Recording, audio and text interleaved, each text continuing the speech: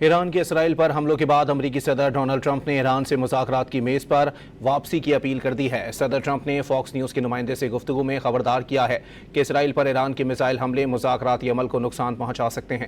انہوں نے کہا کہ ایران کے حملوں سے مذاکرات میں کوئی مدد نہیں ملے گی۔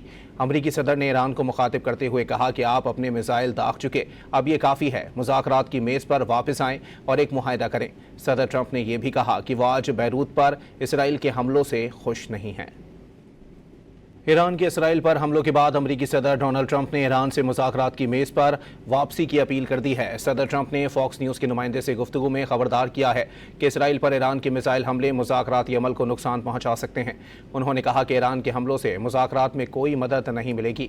امریکی صدر نے ایران کو مخاطب کرتے ہوئے کہا کہ آپ اپنے میزائل داغ چکے، اب یہ کافی ہے، مذاکرات کی میز پر واپس آئیں اور ایک معاہدہ کریں۔ صدر ٹرمپ نے یہ بھی کہا کہ وہ آج بیروت پر اسرائیل کے حملوں سے خوش نہیں ہیں۔